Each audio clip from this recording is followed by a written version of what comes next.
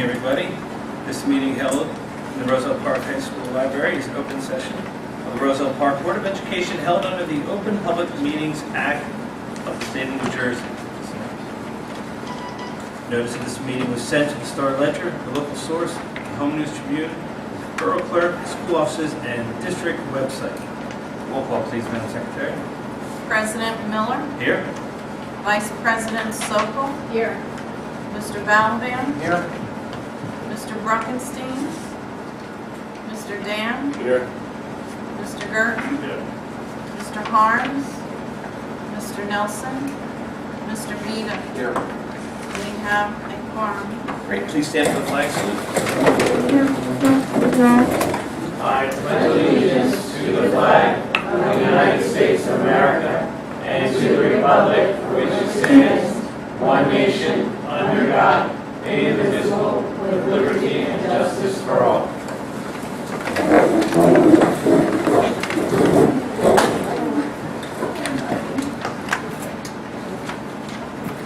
Good evening, everyone. We are at our first public participation portion of the meeting tonight for agenda items only. If you have an agenda item, if you have an agenda item you would like to speak about, please come forward.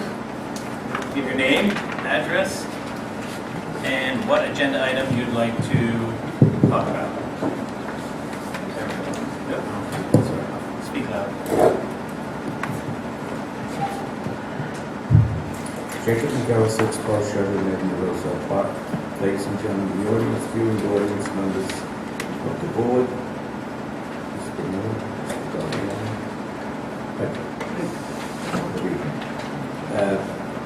District contracts, item number 20. B,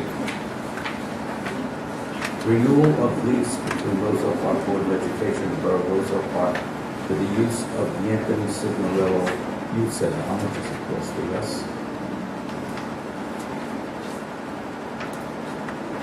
It will not cost us anything. The agreement with the borough is for us to, in addition, do the recreation program for the borough of Roselle Park, which is item 20C.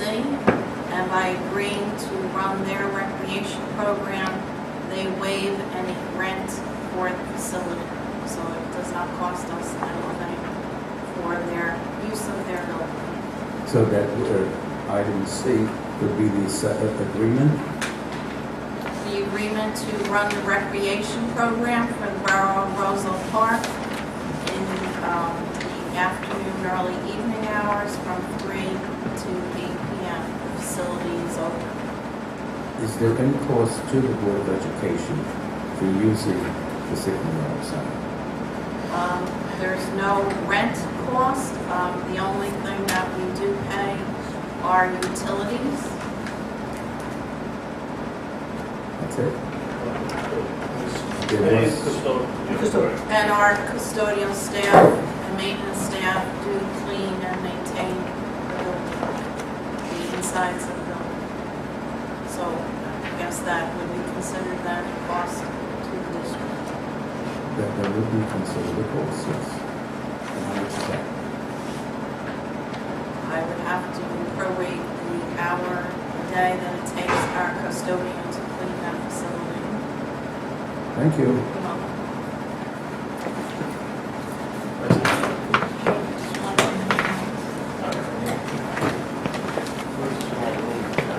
I know.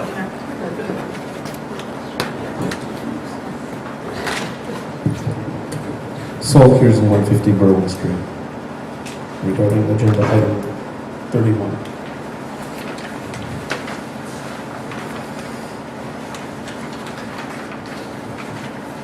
I just want to make sure because I was there. The bids were open. The second lowest bidder had stated that the first lowest bidder hadn't supplied what the bid spec required, which was an original and 2 copies. And Saul, if you recall, he took about 60 seconds to leaf through the packet, so he was incorrect. When our attorney and our engineer and our architect all reviewed the paperwork closely. They found the lowest bidder to be completely in compliance. Okay, thank you very And much. sent us letters to that effect. Thank you. You're welcome.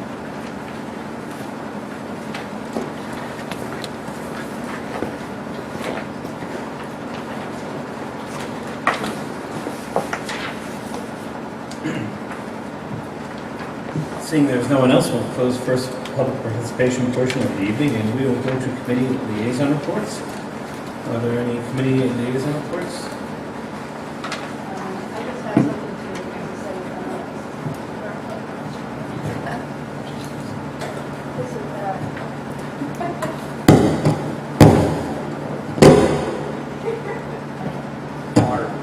This has to do with the education curriculum committee. We didn't actually meet, but the governor did, I just wanted to make everyone aware, on July 14th, Governor Christie issued an executive order creating a 9-member panel appointed by the governor that will review the volume, frequency, and impact of student testing occurring throughout New Jersey school districts. The new study commission on the use of student assessments in New Jersey will also consider the core curriculum content standards, including the Common Core State Standards, according to the executive order. So just so that you're aware of that. Along with that, the PARC assessments, which are done on the computer, will continue to be implemented. So those tests still will be implemented. For 2014 and 2015, statewide student assessment results will count as 10% of a teacher's evaluation for teachers in those grades that are eligible, and according to the announcement by the State Department of Education, in 2015, 2016, up to 20% will be based on student assessments. That's as of right this minute, because this actually came in an email today. So I'm sure there may be changes in it, but what I really want to do right now is I want to commend our technology staff who have gotten our computers and our district ready for the PARC assessment. And I was actually able to observe one of the pilot tests that they were taking, and everything ran technology-wise very smooth. So I do want to commend our staff for that, our technology staff. Thank you, Ms. Sokol. Anybody want to Thank you, Ms. Sokol. Is anyone else? Seeing that there is none, we'll head over to the superintendent's report. Ms. Green. Thank you, Mr. Miller. I hope everyone is having a happy and healthy summer, and I'm sure you're looking forward to the start of the school year, so the children can be right back in our buildings. Having said that, I just want to briefly report on our summer programs. They're going very well. Thursday is our last day of the ESL Title I program and the ESY program. As a matter of fact, I visited one of the classes today, and they were doing presentations on projects that they've been working all summer long. So very rewarding and very productive summer for those students who attended the summer program. Just a piece of information, doing some analysis of our high school seniors, over 89% of our graduates are attending either a 2 or 4-year college, which is very inspiring. And it shows that our schools are doing the job of educating and preparing our students to go and move forward to college. So really very inspiring achievement.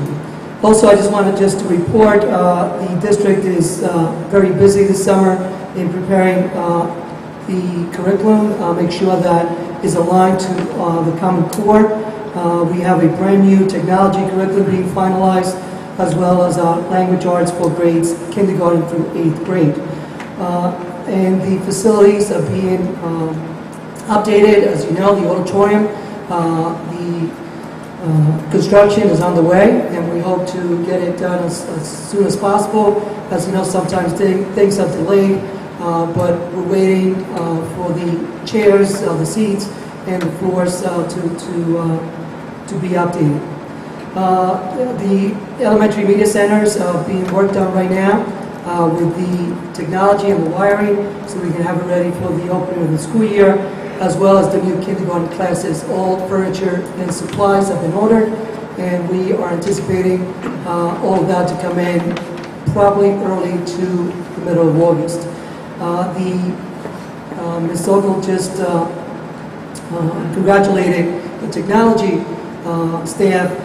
We ordered over 300 laptops, and they are probably coming in very soon, and the elementary schools and the middle schools will have new computers ready and to go by the first day in September. So things are moving along, and I'm very happy to report that. Thank you, Mr. Mayor. Yes. The laptops, are they just for in-class students, or will students be able to use it outside of class as well? They take them home or anything? Not outside of class, we don't have that. Okay, so it's just in class? Just in the school. All So right. hopefully someday we will have that. Just not a lot of school districts still. Thank you, Mr. Garrido. One thing I failed to mention, actually was something that happened at the high school 4 weeks after graduation here, and that is the end of our recycling program that we had here that Mr. Bangs ran, and they recycled over 15,000 pounds of paper.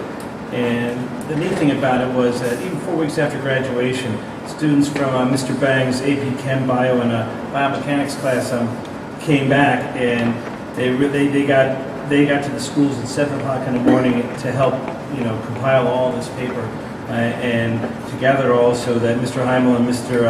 Bangs could take it down to Carteret and up to Carteret and over to Newark as well to recycle. And I think when all was said and done, they unloaded close to 7.5 tons into bins. So it was a really good recycling program that the kids, it just shows their enthusiasm and their commitment. And some of the participants were Amanda Myers, Will Ferdinando, Omar Elias, Mary Swerves, Alex Chacon, Noel Chang, Nate Kaya, Nelia Elmera, Riva Patel, and 2 graduates came back too, Mike Tronikowski and Alyssa Belomo.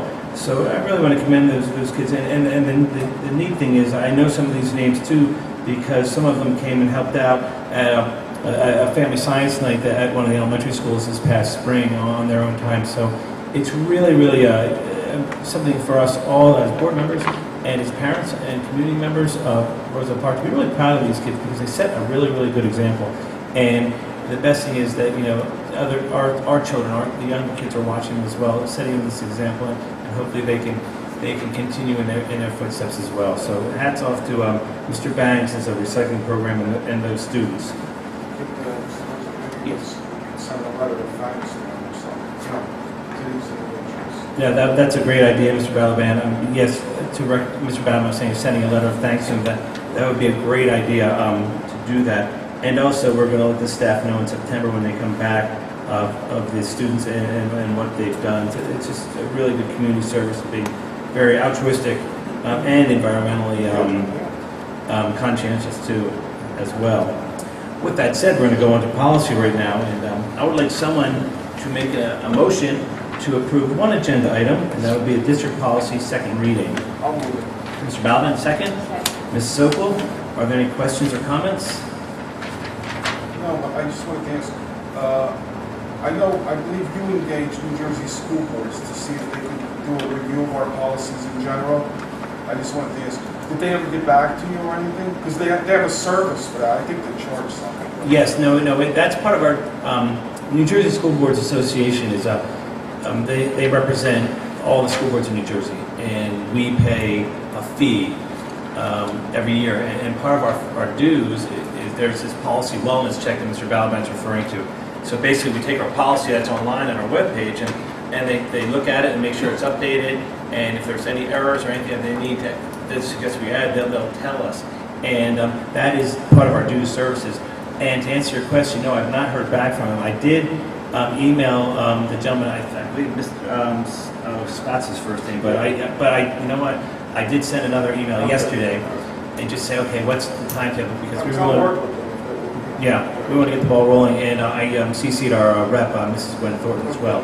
So hopefully by our next August meeting, I'll have an answer for you as to the And timeline. just to comment on it, our attorney did look at this particular policy. Run through it, make sure everything's correct. Yeah, when we take on an initiative like that, if we get news from legislation or whatever, and we have to change wording and everything, we always run it through our attorney. So, yeah, yeah.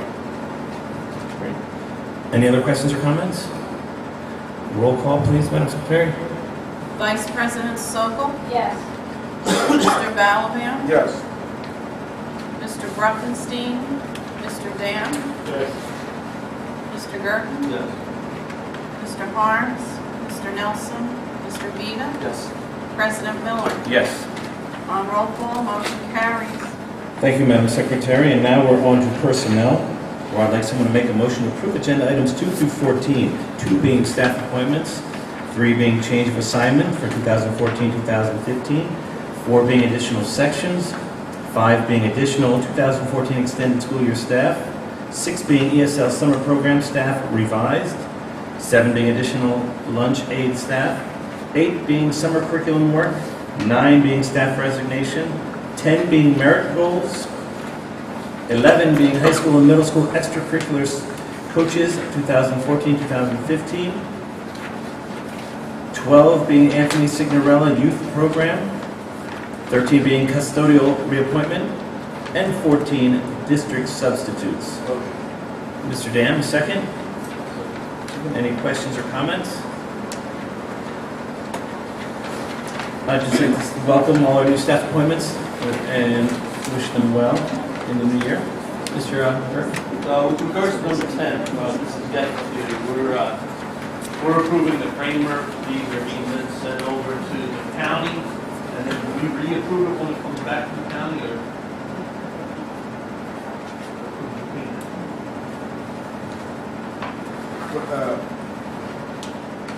Does the county set the payment? Because there's a set payment for quantitative and quality. Correct. 2.3, 2.5, but who sets the payment? The payment was set at the start of the school year when Mr. Burrito came, when we sent the goals to the county initially to have both the goal approved and then the payment attached to it as well. Okay. All right, so it's smart. It's not, Yes. the they're county will approve or disapprove the They're- plan. just- Right, what the county's approving or disapproving at this point is that he actually achieved. I know. Yes. Okay. And just to clarify that, that's concern number 10, the merit goals for Mr. Burrito. Back when he was hired, we decided to, we set one quantitative and one qualitative goal for him, which he has met. And so now, we're, by us approving it, it goes to the county supervisor, and they approve it, and then they send it back to us, and then we just approve the payment. Would that payment be a separate line item, or is it just a check? No, it would be a check. I think it should be approved as a separate resolution, so. Then it have, in the resolution, I think we have to state that it was a budgeted, like, is that correct? Any other questions or comments?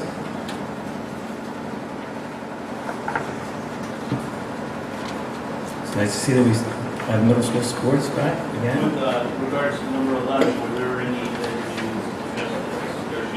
were there any sports where we had additional coaches and/or assistant coaches compared to last year? With the exclusion of volleyball, which went from a volunteer situation to a paid situation. To my knowledge, no, it's the same exact number of positions that we have to. And then as far as maybe for my own, and I'm certainly sure others, memory, if you could jog our memory, say next to head coach for football, so any of it says state's position, the person, then it's 6-1 and then the salary. 6-1 means sixth year at that step, and then 1 is the If you were to look at the CBA, Yeah. for the Roselle Park Education Association. What is called Schedule B is a list of all the coaching salaries. There's a guide in there, a chart with 7 columns. So for example, the very first listing here, 6-1, means that that particular coach is being paid the salary at column 6, and that's his first year. And each person would serve 2 years at a particular column until they get to the last column, which is column 7, and there are no further columns. That's why if you look at this chart, you see 7-7 means that that person has been at that particular level for 7 years. That's the only one that can exceed the 2-year rule. And that's fair, and that is per position or per role. Okay, so if you were in multiple roles, or you coach multiple Sports, sports. you could be at 2 different columns or 2 different sports. Yes, Thank you for that refresher. you're welcome. I'm sure I'll ask next June or July. I understand how I know. complicated it is. Any other questions or comments? Roll call, please, Madam Secretary.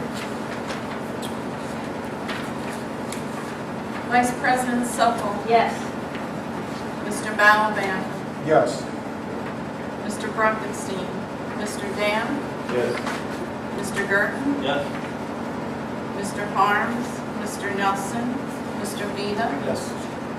President Miller. Yes. On roll call, motion carries.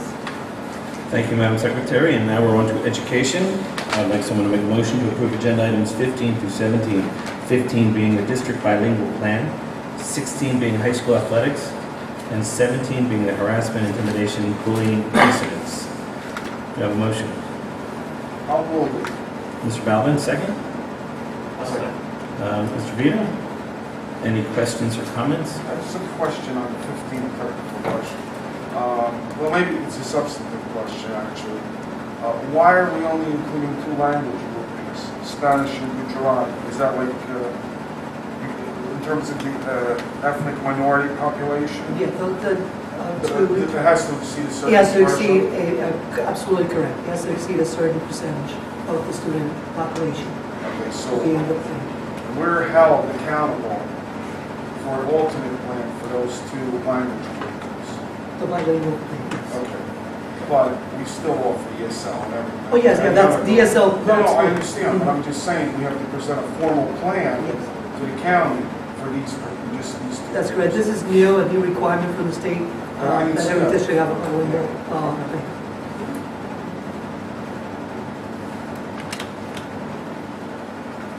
Are those, one question on number 16, are those schedules posted yet online? I haven't checked, I don't believe they are. No, Oh, they're yes, waiting usually your for the- approval first, and then All right. once the board approves, then they get posted. Great, thank you. Any other questions or comments? Yes, in the packet. I'm sure it's there.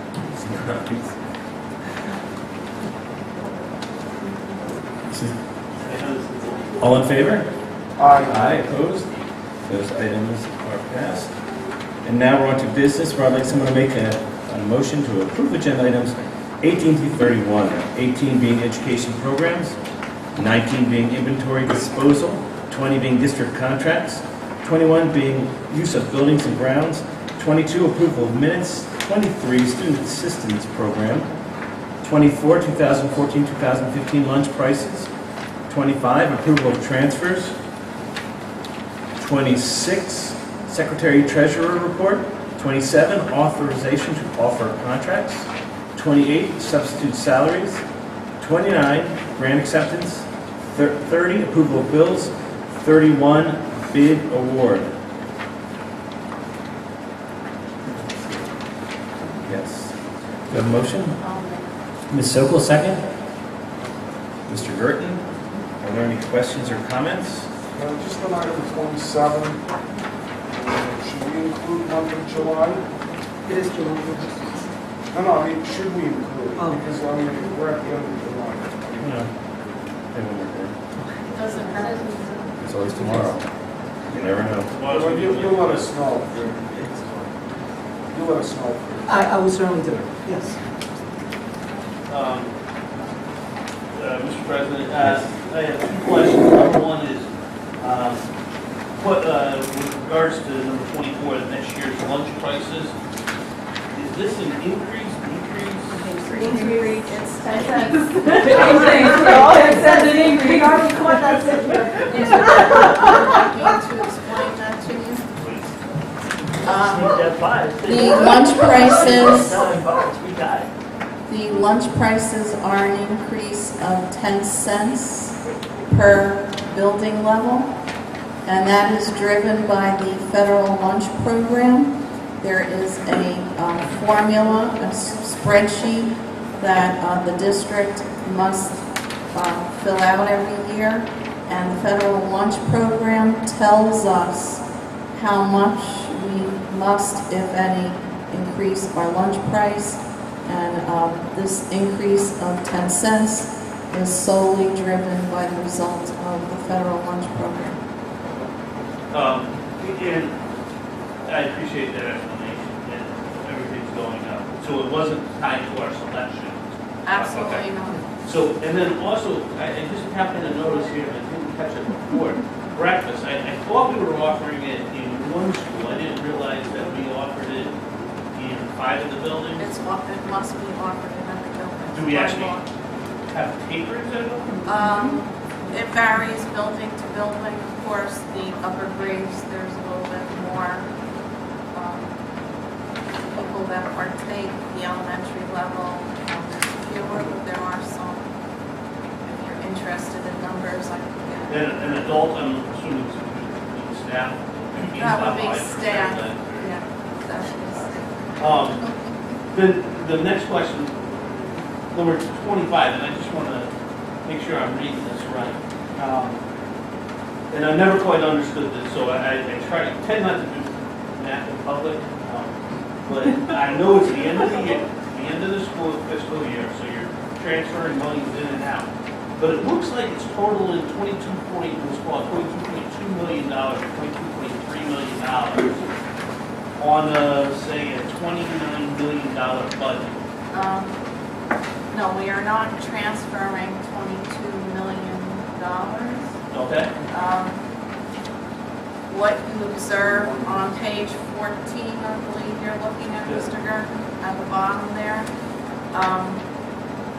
What that indicates is that all of these numerous line items total 22 million, and after transfers, it must have the exact same total. So that's why you see the exact same number at both columns at the bottom. What they totaled before the transfers, what they totaled after the transfers. And all the plus and minuses, of course, to balance must total 0, which they did. That's what those numbers would have on. Good. Again, another reason I don't do that. When do we actually see, so let's take that first line item, the 563 account code? Yes. 100,563. So we ended the year and it looks like we spent $605,000 tuition to county and local. Vocational schools. Okay, so when do we actually see that compared to what we budgeted? We put forward as the original budget probably a year and a half ago, or a year and 3 months ago. When do we actually see, okay, well, we budgeted $600,000 and we came in at $605, so we're $5,000 over. I'm not sure if that information appears in the Secretary Treasurer's report. I haven't seen it in there. And I've kind of been looking at it because when I look at, when we go to and say we need budgeted dollars, I always like to look at not what we budgeted last year, but what was our actual run rate the year before. And I have not seen that.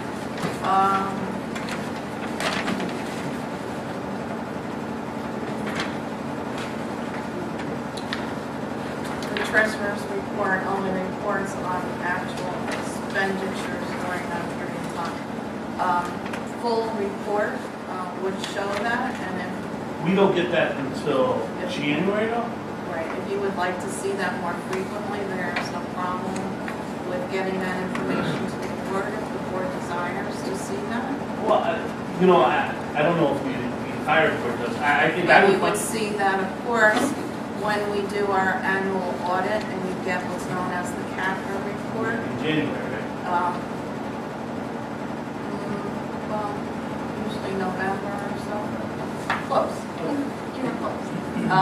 You would see that information then. And of course, you do see it when we do the budget the year before. But if you'd like to see it intermittently, I think the maybe board could give just at the me end like of the how year. frequent. I'm glad to get you that information. Just maybe at the end of the year, prior to the audit, I'll recognize that it's not audit. I'll have that for you for the next board meeting. Would that be That's okay? perfect. Just as how we're doing expense-wise. Just, well, no, it's not on the expense wise, because we know that we spent 600. It's kind of to do with a group budgeting for that expense. Yeah. Because that's where you can be at risk, because we didn't see into the future properly. The auditors, by the way, will be here in the middle of August to start our annual audit. That's all my questions. Thank you. You're welcome. Mrs. Pierce, on number 20, I just wanted to ask you, if you could just refresh my memory on that, Union County Educational Services, the contract for those non-public, children attending non-public schools. We do receive grant money known as NCLB, and there are various titles. This pertains to Title I, which provides services in the areas of language arts and mathematics, basic skills for students who meet the requirements for free and reduced lunch. And by law, we must provide those services to any Roselle Park resident, student, who attends a non-public school. And we have to reach out to various non-public schools in the area. And tutoring services could be offered for those particular students. And that work is provided by Union County Ed Services Commission. That's one of the many reasons why the Union County Ed Services Commission exists, to provide services for the county that would be too costly for one school district to do solely. So we do contract with them, and it's a requirement of NCLB. Which is paid for through that. But it's paid through with the grant money. So those children go to the ed services, or does ed services go out to them? I think the Ed Services go out to them. Okay. Thank you. You're welcome. Any other questions or comments? All in favor? Aye. Opposed? Those items are passed. Now we're on to continuing business. Mr. Garino? We had a total of 7 students who were found to live out of district and therefore transferred from Roselle Park to wherever districts they were living or moved to. So we had 7 total by the end of June. Thank you, Mr. Garrido. Anyone else? And now we're on to the second public participation portion of the evening. If you have anything you'd like to speak on, please come forward. Give your name and address and what you'd like to talk about.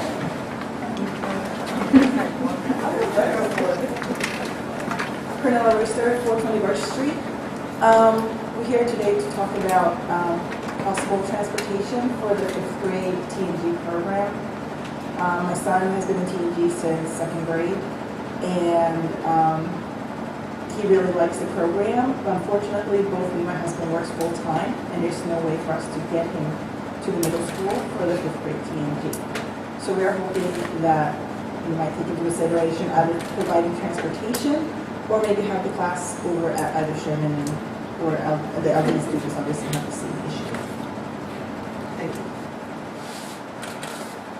I did meet with a couple of parents during the year, before the end of the school year. It's something that also I have a concern about. If we're going to run a program, we might as well provide, the resources and the transportation for those students. However, having said that, being such a small district, we also have responsibilities for transportation for all the students. But at this time, okay, we are trying to and making all the possible arrangements to possibly, whether it may require to restructure some of the scheduling for G&T or somewhat, but we are definitely making a very serious attempt to provide transportation for our gifted, talented and gifted students. If you call me towards the end of August, I'll give you a definite of our plan, and I certainly will have something for you. Okay? Okay.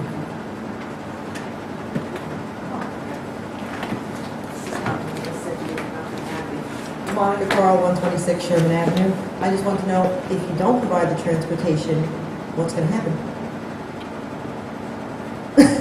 It's a legitimate question. It's a very legitimate question, and I think one of the options that was brought up, and I didn't get your name, Oh, Colonel Royster. Ms. Carl, was to the possibility of holding the classes within the elementary schools that they're in right now. So that could be also another option. We will have some options for you.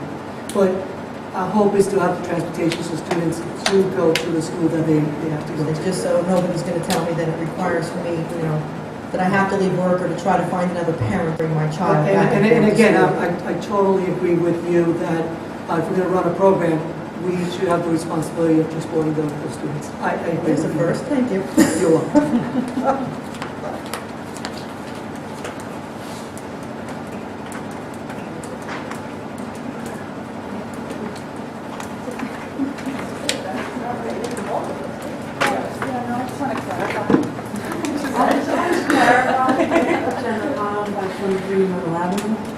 We're in Algiers School, we're going to have the same situation. My son is a year behind, but I just want to clarify what you stated. So there would be one of two options, either the programs would be made in the schools or transportation, so it's not going to be option 3, your kids out, tough luck parents. No, I would never, ever recommend for students to be out of any program that they qualify for.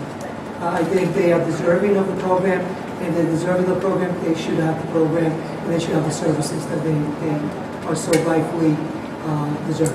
Okay, great, thank you. I just wanted to You're clarify. very welcome. They will have a program. They will have a program.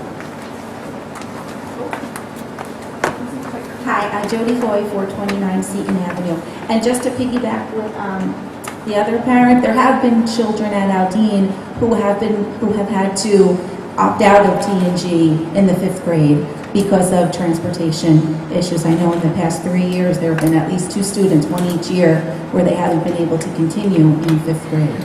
And just these students are the students that you want to keep in Roselle Park as they finish middle school and they look to where they're going for high school. So these are the students who really deserve the services that they're entitled to. And it's very, very hard nowadays. Most families in Roselle Park are 2 working parents, and it's just very, very difficult to find transportation in the middle of the day for morning care, after care. So it would be really wonderful if transportation could be provided. Thank you. Thank you.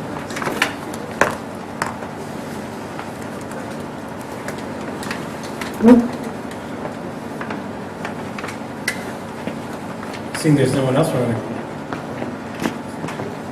Seeing there's one person, maybe 2. Well, come on up.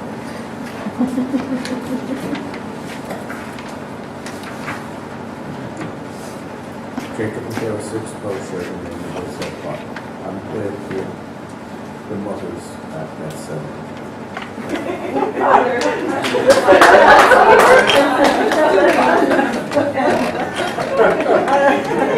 And student. A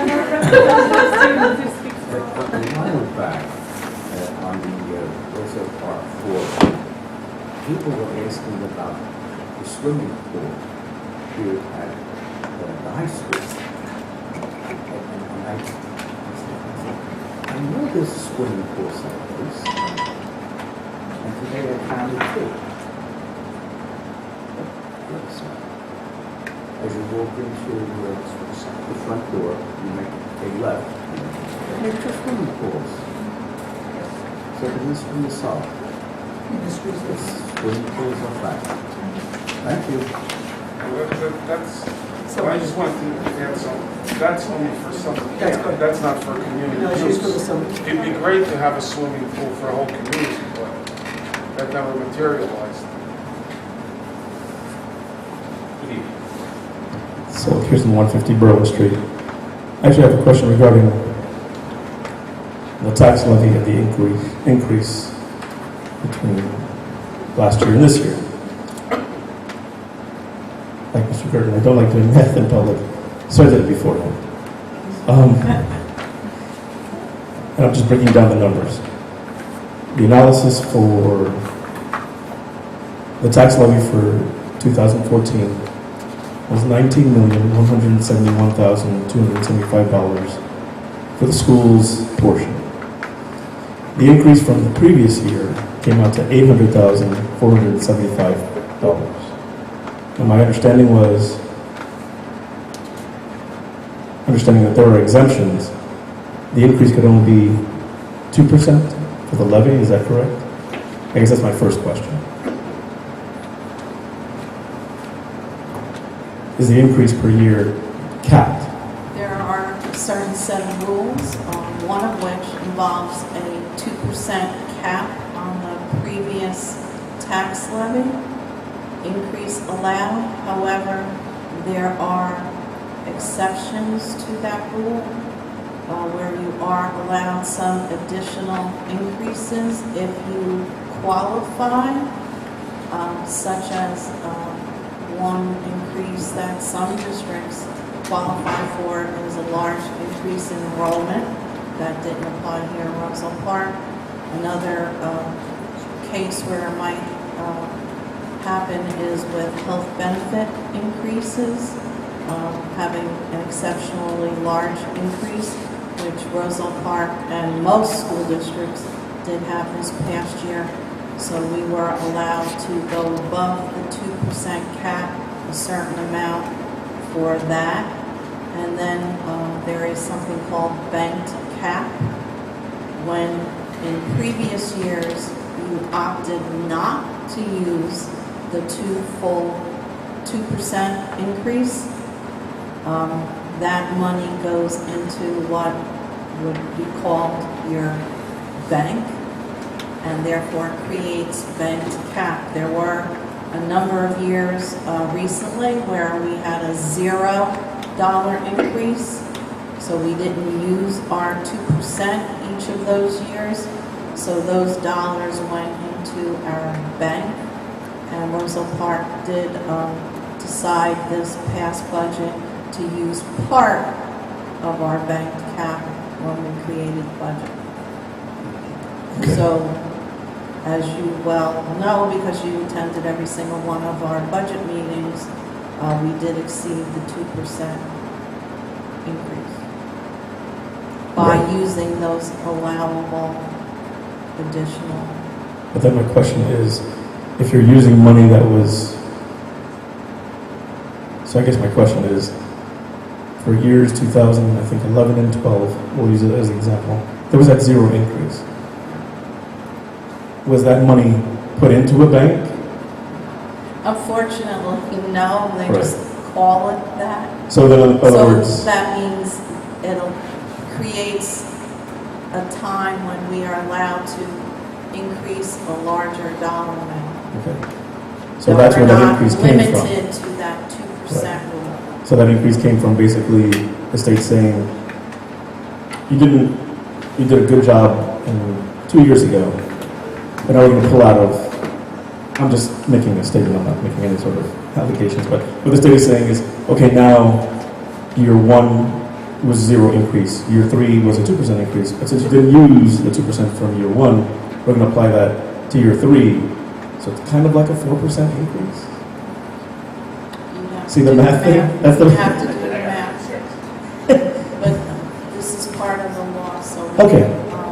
Yeah, worked because our it's- budget with because I them, remember, right. otherwise the state would not have approved. Because I remembered at the budget meetings, all that, and the 2% cap. I was just wondering, that was my kind of confusion of, it wasn't put away anywhere. It was never used, and that's why it was a 0% increase, but at some point,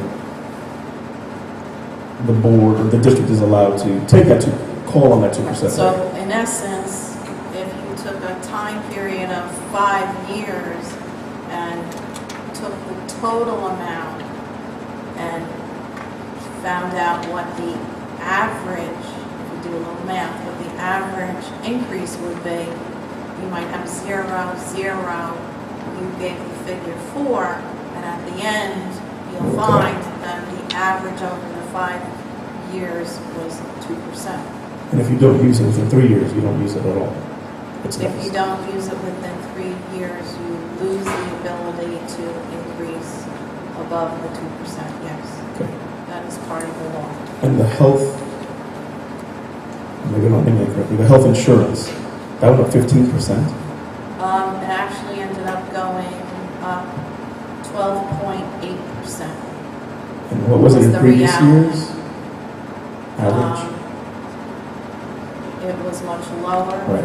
but that particular increase was something that occurred throughout the state of New Jersey. And you said that Research almost all the districts were impacted by this. Like 15%. I guess because 20%. insurance companies could do that.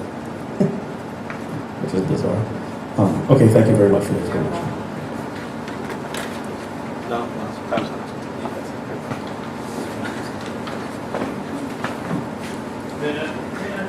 Sure.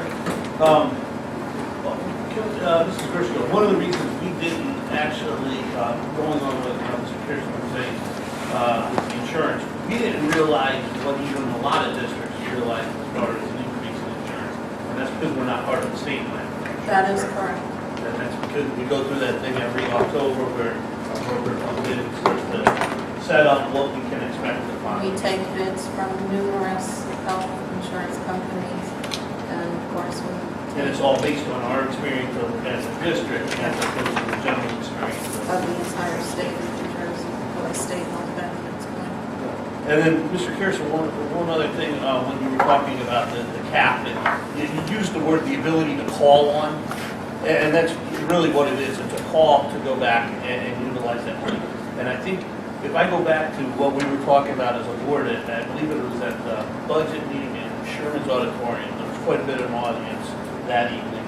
But that's where we as a board, a district, and residents of Roselle Park have to really look at how we're going to fund our schools, not necessarily this year, but next year and beyond, because we just were able to tap into money. And if you remember, I was sitting there saying, how are we going to fund this, not this year, not next year? 2 years from now, we don't have the ability to go out and go to the bank and get that 7 or 8 extra percent. I think that's something that the administration has been tasked with, actively trying to find some creative ways around, but it remains a very real situation that we can't go back and do those calls anymore. Yeah, exactly, and that's a really good segue. Is there anyone else for public participation? Yes, go ahead. Ms. Royster. I have a question. So when you do go out and get the bids for the health insurance plans, do you get the bid for the state insurance health plan too? And is that one cheaper, more expensive?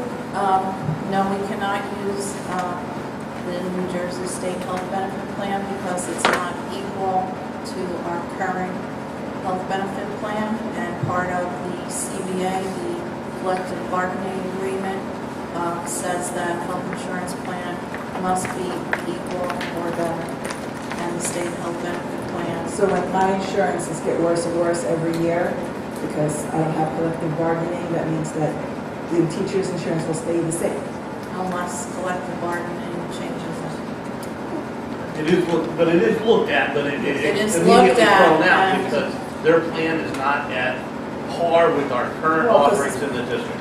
And with, all I can say is that with the fact that the staff now contributes to their health benefit plans and it's increasing every year, because there's a chart there, it's going up, which by year 4, they probably will be paying for 1/3 of the cost of their health plan. We're thinking that maybe they will be more apt to negotiate in the future For the state plan. for cheaper.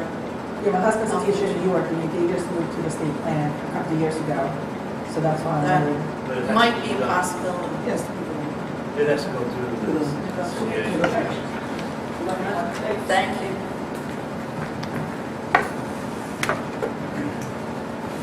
Seeing there's no one else, we'll close the second. Is there someone else up? Jake, you're faking me out. My apologies. Okay. This is an important person, the student at the high school. Ask the Board of Education why at the high school they are not allowed to wear sleeveless shirts, tank tops. There's a dress code, and that is considered not sanitary to wear a sleeveless shirt. So we have to follow the dress code that is in a code to the Thank you. We have that same dress code in our elementary school that I teach at as well. So, very interesting. Is there anyone else for public comments? Seeing there's none, we'll close the second public participation portion of the evening. And just going on what Mr. Gert was touching on earlier about our, what is our plan, our financial plan for the future.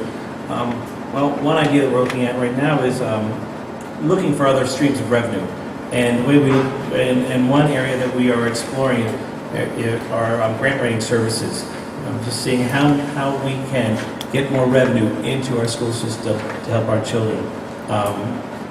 And in a moment, Mr. Farmer's going to come from Millennium Strategies to present for his company, and the board is going to listen, and then we will talk and then see what we're going to do as we're going forward. But we're looking at all options going forward because, yes, getting finances, going for the future, keeping things running, keeping our high quality of education going is very important. But like we said, the reality of that 2% cap really kind of ties our hands. So we are looking at all options and trying to forge ahead with a progressive plan. And Mr. Farmer, I'd like to welcome you right now, please. Thank you. Good evening.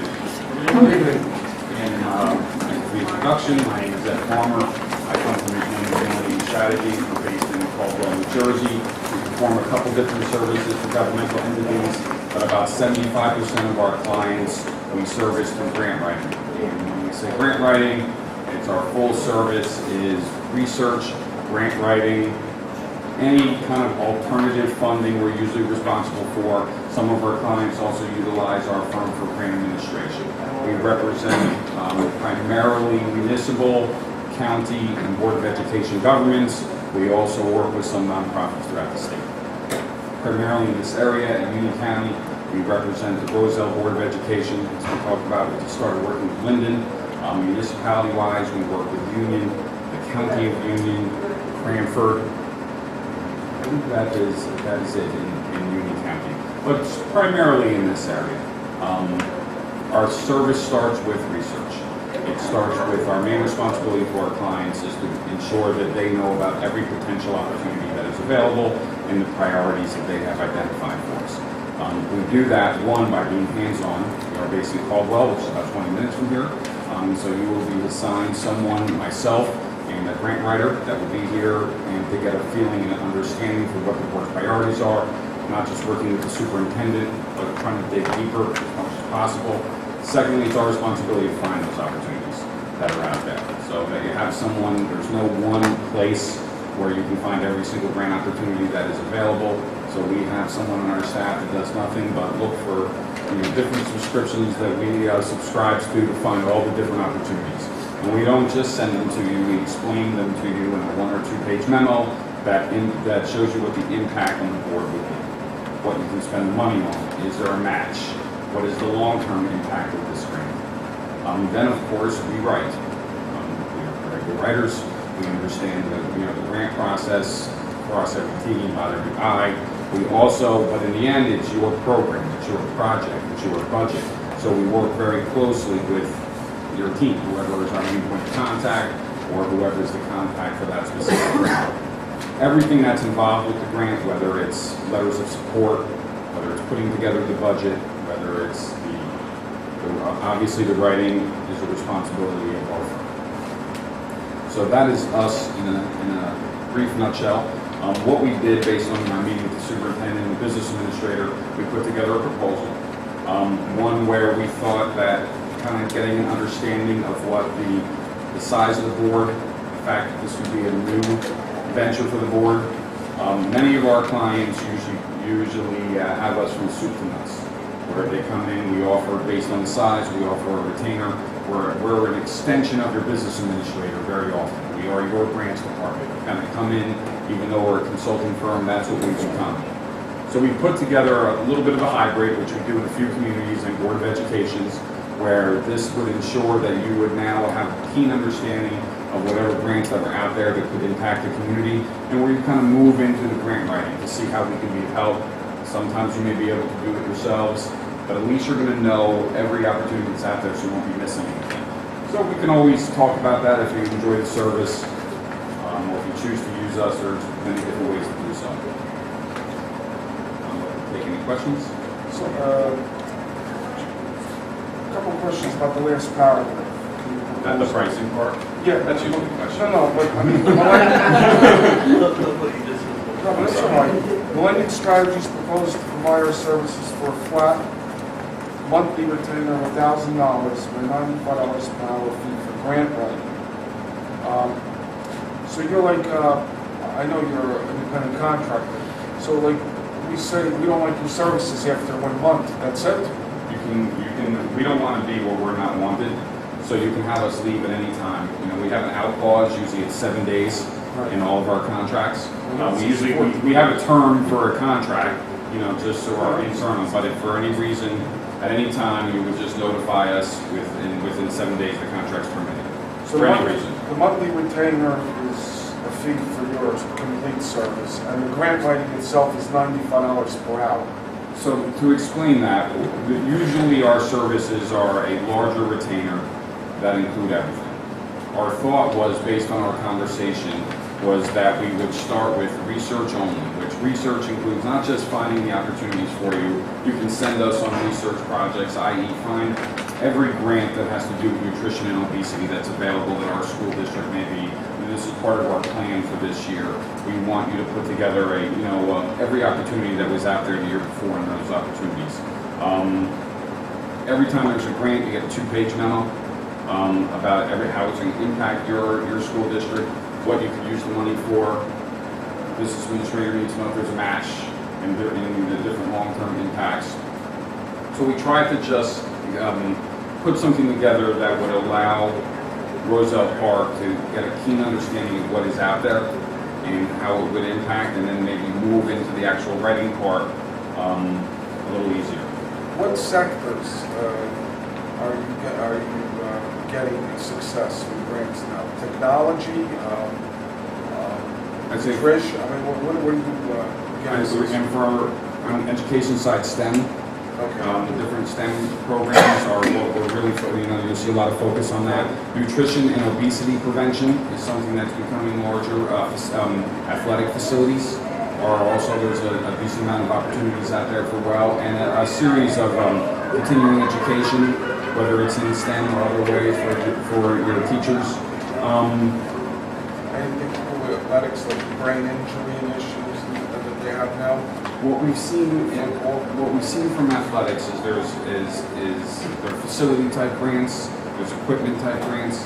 I haven't seen anything specifically on the brain injury. You're saying like brain injury education or brain injury prevention? Yeah, there's a whole host of initiatives now out there to prevent brain injuries. Okay.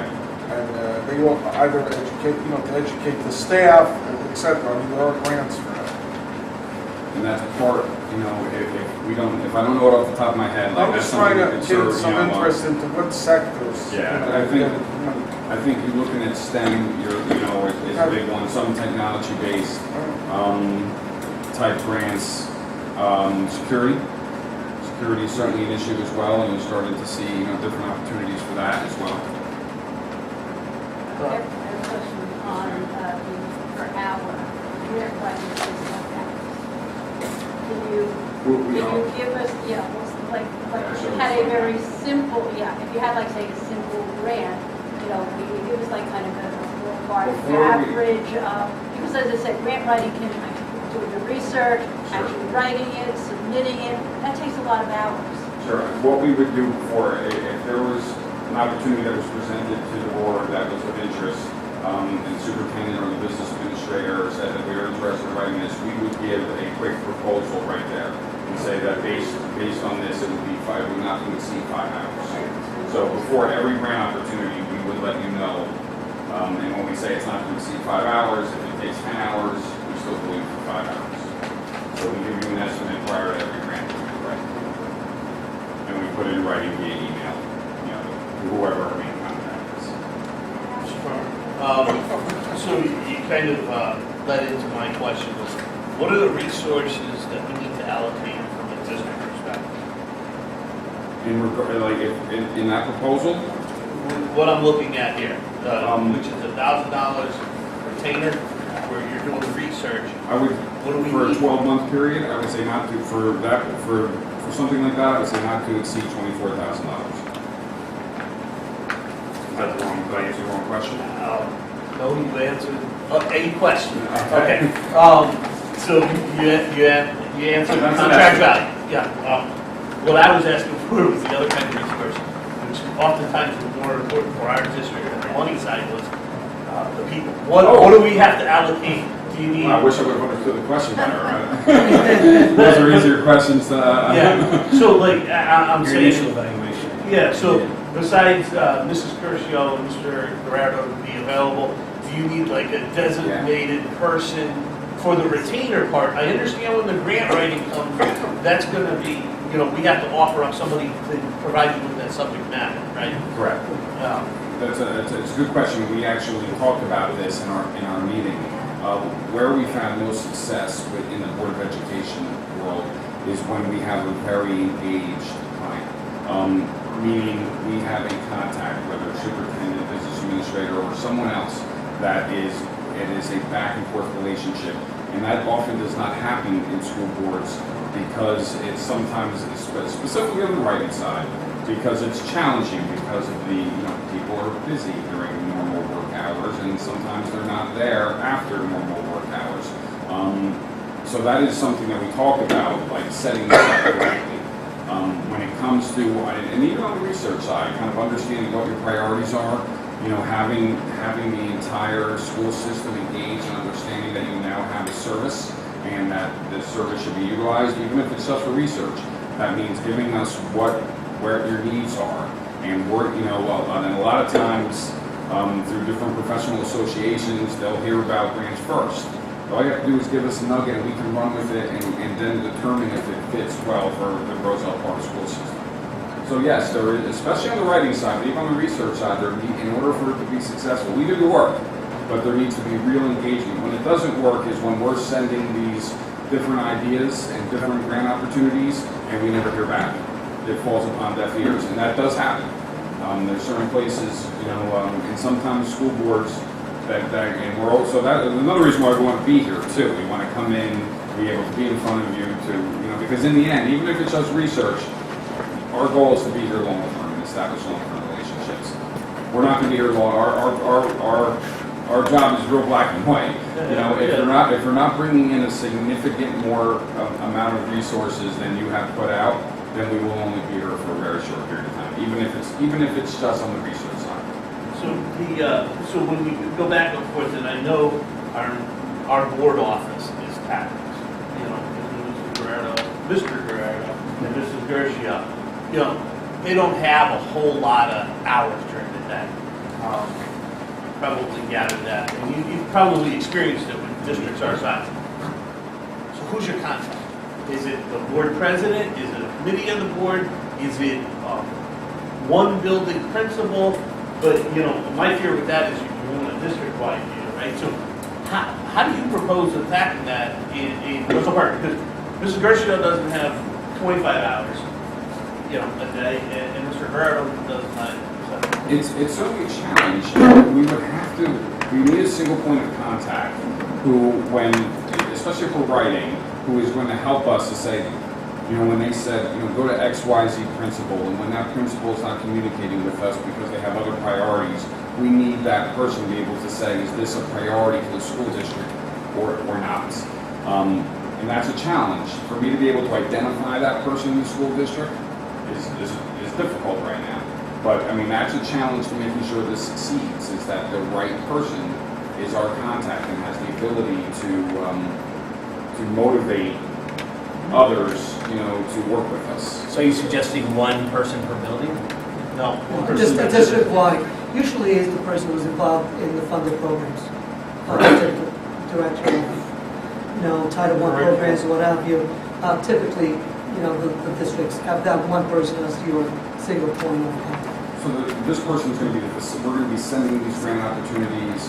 They're the ones that are going to be, a leading communication between the other department heads and professionals and the schools throughout. And they can send us to these different areas, and say, hey, go at it. But it often happens, especially in education, where people are just overwhelmed, exactly what you're saying. So there has to be, we will be committed and we will be here, but there has to be a commitment. Obviously, the board is usually the one that's committed. It sounds great, we want the resources, but there has to be a real commitment from the employees of the school district, which is sometimes easier said than done. Have you ever gone to, excuse me, Alex, have you ever gone to a staff meeting? Absolutely. Usually we're more than welcome. I haven't been at a meeting where it's been like all teachers, but we've been at administrators, principals, specific, if it's an issue-oriented meeting, the math leadership team and items, like that, yes, we have, and we're more than willing to do that, and we would encourage you to invite us. Have you ever engaged parents?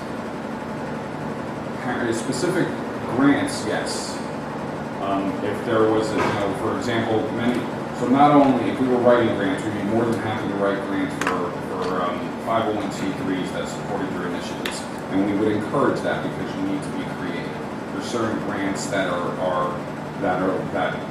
might help you reach your goals, but only 501c3s are eligible. So if there are certain parent-teacher organizations or things like that, so in those type of situations, when we've written grants either for a PTO or with a PTO or with a education foundation, those are opportunities that we have worked with parents. But in regards to the planning process, we have not. Not to say we wouldn't, and that would be, but it's usually dealing with the administrators on that. Alex, I'm sorry, what was this? No, I was going to ask, when you're doing your due diligence, true main contact person in our district, are you looking to shape a wish list for our district? Yeah. Or you will also say, if somebody present, like our district staff, will present a wish list, right off the bat, you'll say, well, this is not doable and stuff, right? I mean, you're going to be realistic from day one. I should have mentioned, strategic,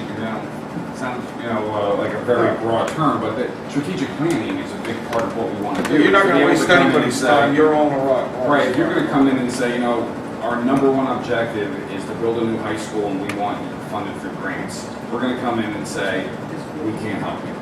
But, if you're going to come in and say, we want to support STEM curriculum, we want to support this and that, we'll say, well, that's an area that we should focus on. That's an area that we can partner on, and we want to get a better understanding of what you're trying to accomplish, the type of programs that Roselle Park are doing. We can come in and say, so yes, we should be part of that area. We don't want to send you tons. Another way we lose our contact is if we send a bunch of grant opportunities to them that aren't relevant. So we don't want to, that's us doing our job correct. Now, the other thing I want to ask you, matching grants. Are most of the grants that you secure matching grants, or they're straight grants? I think there's a mix of both, and I also think more and more that the match can be creative. It doesn't necessarily always have to be a cash match. It can be in kind, and that's our responsibility to make sure you understand that going in. There are times, a lot of times, cash matches also can be there's a project in the school district that you're already working on, and we're helping to come in to complete the funding, which is usually a very good idea because that means you have a plan together, or so it really looks in a grant, you can really put together some meat. But there are grants that will come in and say, we'll pay 50% of the total cost of this project. And in that case, our job is to make sure you're aware of that. And you would also look into like some specific requests too. Let's say the ecology club would want to build a greenhouse or something. I mean, you would look at something like specific things too. No, if it was doable, come back with it was doable. 5 to 10 opportunities. And that's all part of the retainer. That's all part of the retainer. Okay. But Alex, that has to be funneled through. Oh, absolutely. Yeah. Mr. Farmer, one final question from my side here. How long have you been working with Roselle Board of Education? For 4 years, off and on. That continues. We're on right now. So 4 years total combined, or 4 years calendar? We're probably about 4 to 5 years we've been there. We've had a couple times where Started and stopped. Yes. And I do have one other question. What would you expect our time frame to be to start realizing grants? Good question. So, like, assume you were contracted in September, and we'll commit to the retainer and the writing and everything else. When would we start to see monies start to populate the coffers? So the grant cycles are, and as far as, when you submit a grant to when you find out, are usually on the short term are 3 months, and on the long term, some of them are a year. So I would say that we usually, let's say we started August 15th. The first, this is, there's very few education opportunities available this summer. They start to come out again, at the end of August, getting ready. It's a good time, it's a good planning time. First 15, 30 days, we're here, we're planning, we're getting organized, the system's up and running. Let's say if you green light us on grants, by mid-September, we're writing grants and submitting grants by the end of September. By 6 months, you should start to realize, that's, if you look at some, generally they're, 4, 5, 6 months are the common terms from when you put in. So if we started and and were authorized to write and got going, by the end of by December you'll start getting. I know it's easier said than done, but the reality of it is, if you look at a whole calendar year, is really how you're going to. I think you're going to. The first 3 months you're going to say, these guys are for real. They did what they said they were going to do. They came in here. They're here. They're giving us grant opportunities we weren't aware of. They're really working with our staff and putting the time in.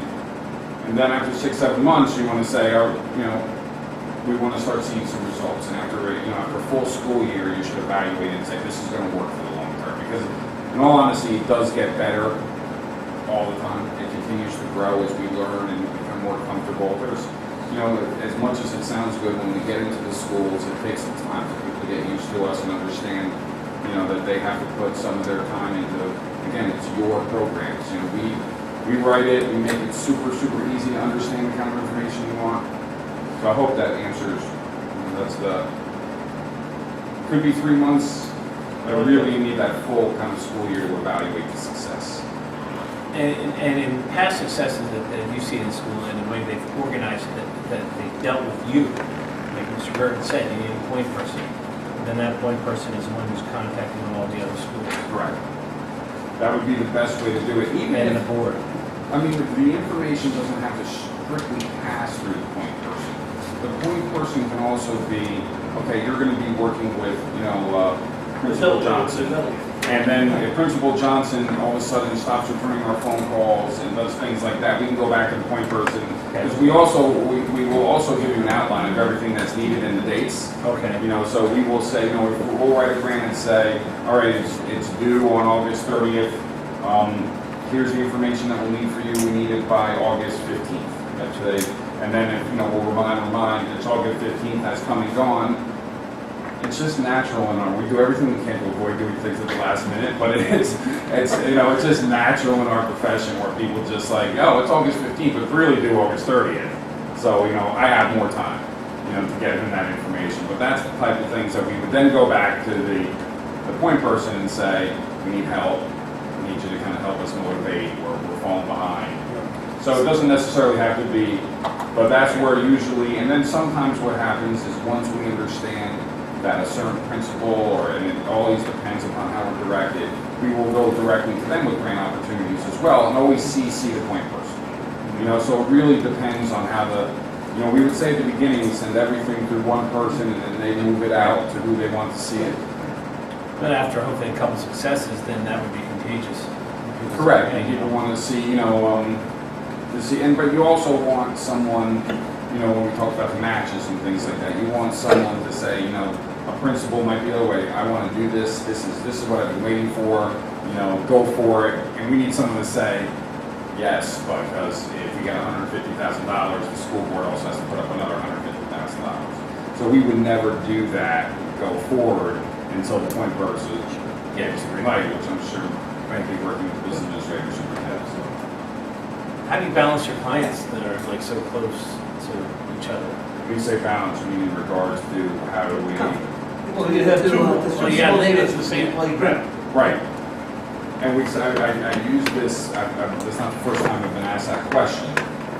By using Millennium, you are getting a strategic edge. You're finding out about the grant faster than anyone else is going to find out about it. You're getting specific information about people who have written successful grants, probably on these same topics before. But in the end, it's your project. You're getting good writers, you're getting all the information you need, you're getting a real strategic advantage, but it's your project, it's your playground, it's your STEM, so it's your information that we're making successful, and it's, Roselle and Roselle Park are not going to compete often for a lot of the city granting opportunities. They're looking at, kind of urban-based, large dollar type of stuff. There might be some opportunities that you are, We're looking for large dollar type of stuff, too. I should have said that. Just go for the pennies. I didn't mean it that way. So there's going to be some opportunities that Roselle is not eligible, that is eligible for the Roselle Park will not be.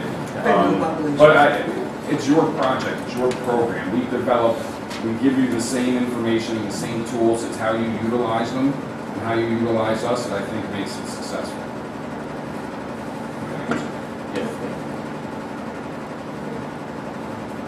Thank you for the opportunity. Anyone has any questions, feel free to let me know. Thank you. Appreciate it. Thank you very much. I also have actually a proposal from Google Associates that came last month, so just so you guys have an opportunity to hear.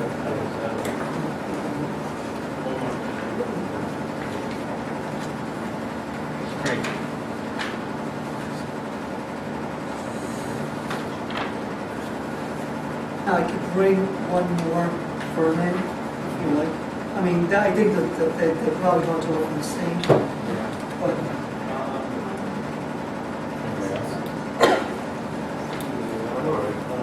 Okay, I mean, you okay with the two that we brought? Yeah, I'm fine.